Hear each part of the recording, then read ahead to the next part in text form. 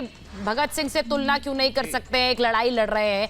अब मैं सवाल आपसे ये पूछ रही हूं कि राजघाट गए, 2 अक्टूबर को राजघाट की याद नहीं आई लेकिन आज आई, क्यों सर?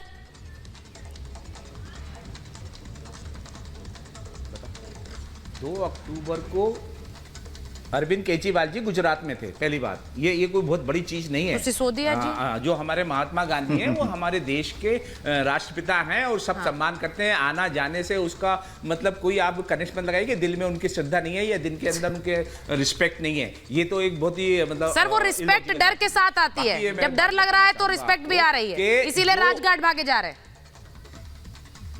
डर तो अरे भयभीत तो हमारे प्रधानमंत्री है जो इस तरह भयभीत हो गए हैं कि पता नहीं गुजरात चुनाव हार गए तो पता नहीं उनका क्या होने वाला, उनकी बीजेपी के पार्टी का क्या होने, पता नहीं क्या क्या कर रखे हैं। ये तो मतलब भयभीत वो हैं, हम लोग नहीं है। आप नहीं जो आप बोल रहे हैं ये जो हमारी शराब नीति के बारे में आपने बोला है ना, देखिए सबसे पहली बात बताऊंगा, लाइसेंस फी जो 10 लाख रुपए थी वो 5 करोड़ हो गई, वो 5 करोड़ भाई अखिल जी मैं ये समझ नहीं पाती हूँ, इतना डेटा आप लोग लेकर टेलीविजन डिबेट्स पर आते हैं लेकिन वो सब डेटा सर सीबीआई मुख्यालय के आगे खत्म हो जाता है। आप लोग मानकर चल रहे गिरफ्तारी होगी यानी वो डेटा काम नहीं करेगा, तो फिर वो यहाँ कैसे काम करेगा सर? टेलीविजन डिबेट में बताइए, वहां पर भी ध्वस्त होगा। ओके देखिए 2000 सुचरिता 2018 के बाद सेंट्रल ब्यूरो ऑफ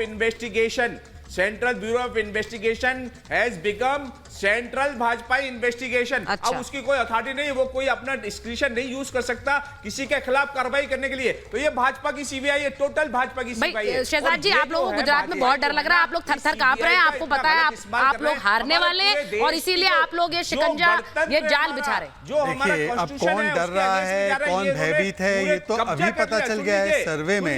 ये जो भाजपा के भ्रष्टाचारी है, अखिल जी एक-एक करके सर में नाम बदल करके ईमानदारी रख लिया है भाजपा का, भ्रष्टाचार का नाम, और ये अपने आप को चीफ जस्टिस ऑफ वर्ल्ड समझ रहे हैं और डिसीजन दे रहे हैं कि ये कन्विक्ट है, ये इन्होंने भ्रष्टाचार किया है। अब मैं बताता चीफ जस्टिस ऑफ वर्ल्ड बना दिया भाई आपको। अब बताते हैं, अब एक एक करके बताते हैं। ठीक है, अब अखिल जी 1 मिनट रुक जाइए, आप वो जवाब दे रहे हैं। भाई गुजरात चुनाव का डर है, शहजाद जी आप बैठे हुए हैं, वो अभी यहाँ पर कांप रहे हैं कि नहीं, मैं पूछ रही हूँ उनसे, क्योंकि गुजरात चुनाव के चलते ही आप कह रहे हैं कि इतना बड़ा ये सब कुछ हो रहा है। सरिता जी यही तर्क और यही आर्ग्यूमेंट हमें 5 चुनाव जब होने वाले थे राज्यों के, तब उन्होंने यही आर्ग्यूमेंट दिया कि सत्येंद्र जैन पर, देखिए सत्येंद्र जैन पर इन्होंने ये कहा कि इसलिए कार्रवाई हो रही है क्योंकि 5 राज्यों के चुनाव आ रहे, उत्तर प्रदेश में हमारी सरकार बन रही है, सारी जमानत जब्त हो गई उत्तर प्रदेश में सारी सीटों पे, फिर उत्तराखंड में सारी सीटों पर जमानत जब्त हो गई, गोवा में 3 सीट छोड़कर सारी सीटों पर जमानत जब्त हो गई। तो अब वो अभी वही आर्ग्यूमेंट आज गुजरात के लिए कह रहे हैं। गुजरात में क्या मिल रहा है? सारे सर्वे दिखा रहे हैं 0 सीट मिल रहा है, 0 सीट मिल रहा है, इसीलिए तो गोपाल इटालिया को और संजीव जी मैं अपनी बात रख लूं उसके बाद आप बोलिए ना। ये थोड़ा कंपटीशन है क्या जेरोक्स कॉपियों के बीच में? नहीं तो बोलने दीजिए, उसके बाद आप बोलिए। तो मुझे बताइए कि गोपाल इटालिया को निकाल दिया कि प्रधानमंत्री को गाली दीजिए, उनकी माताजी को गाली दीजिए, हिंदुओं को गाली दीजिए, कथा को गाली दीजिए, मंदिर को गाली दीजिए। अच्छा गाली पकड़े जाते हैं गाली देते हुए तो कभी इनको वंशज याद आता है सरदार पटेल के वंशज है, किसी और को याद आ जाता है कि महाराणा प्रताप के वंशज है, आज कह रहे हैं कि भगत सिंह के वंशज है। अरे एक बात बताइए मुझे, केवल एक बात बताइए कि अगर कोर्ट को मानते कि नहीं मानते संजीव जी? कोर्ट को मानते कि नहीं मानते? हाँ या ना? मानते? तो सत्येंद्र जैन को 3 महीने से बेल क्यों नहीं मिली? 4 कहाँ जाके सत्येंद्र जैन पे अटक जाते हैं? 4 महीने गिरफ्तार क्यों भाई? उसी को तो बोला है ना कि ये सबसे कट्टर ईमानदार है। अच्छा चलिए सत्येंद्र जैन को छोड़ देते, विजय नायर को बेल क्यों नहीं मिली? अरे किसको क्यों नहीं मिली? वो तो कोर्ट का अब बताइए, कोर्ट बेल ना दे, कोर्ट जेल में रखे तो कोर्ट की बात नहीं मानना है, पर मैं आरोप लगाऊं किसी पर तो वो 100% यदि बेल मिल जाए तो मैं किसी को क्लीन चिट दे दूं तो वो 100% हो जाता है। ये इनका तर्क है। वो कह रहे chief justice of the world बन गए। भाई आप बताइए कौन सी वो पार्टी थी?